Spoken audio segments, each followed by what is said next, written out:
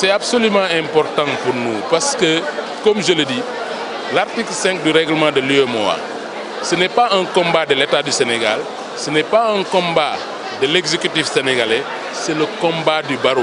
La consécration d'un combat du barreau du Sénégal au profit des citoyens et des justiciables sénégalais.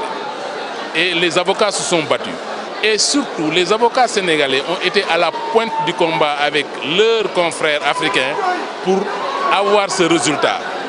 Mais dès qu'est survenu ce règlement, les autres pays africains l'ont appliqué aussitôt. Le Sénégal a traîné les pieds. Et l'exécutif sénégalais a tout fait pour minorer ce droit des citoyens, mais heureusement que finalement, ils ont appliqué, internalisé le règlement 5 dans nos dispositions nationales.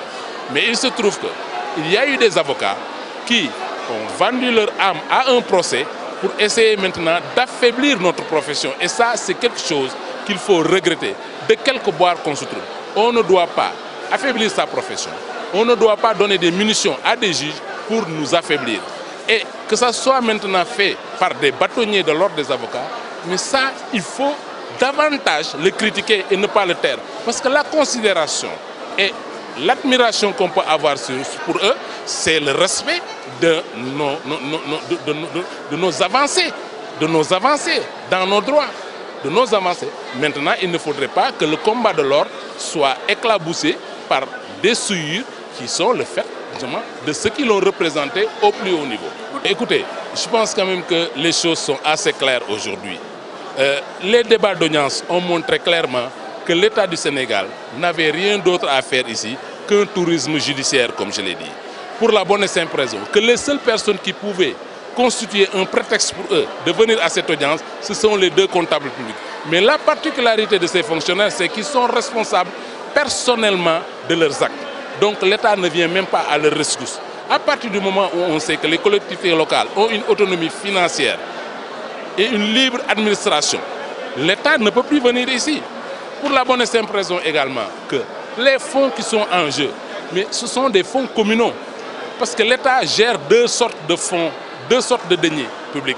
Des deniers publics qui lui appartiennent personnellement et des deniers publics qui appartiennent à la collectivité locale. Si l'on sait que la collectivité locale n'a pas été créée par l'État, mais par la Constitution, elle existe, elle a cette autonomie, son existence juridique, de par la Constitution, l'État ne peut pas venir dire que ce sont ces fonds qui sont en jeu. Et surtout que l'agent judiciaire de l'État, en plein procès, a tenu à amener des documents pour justifier le bien fondé de sa constitution de partie civile. Et qu'est-ce que l'agent judiciaire a amené comme argument? D'abord, les avances de trésorerie. J'ai dit clairement, sans pour autant que l'agent judiciaire de l'État puisse y répliquer correctement, et que ces avances de trésorerie n'étaient que des prêts, comme une banque prête à quelqu'un qui lui paie. Et les ministres des budgets qui se sont succédés ont totalement refusé un étalement de la créance, un moratoire. Le deuxième argument, c'est les ressources. Ça concerne quoi? Ça concerne des impôts qui, sur le plan national, sont collectés et il y a une clé de répartition à la charge de l'État. L'État prend sa part et donne sa part à la mairie de Dakar. L'autre, c'est la facture de la Sénélec. Ça, c'est un scandale parce que la mairie de Dakar a payé sa facture et l'État est venu repayer la même facture. Et ça, c'est un problème de gouvernance, de bonne gouvernance. Je vous laisse quand même voir sur ce point.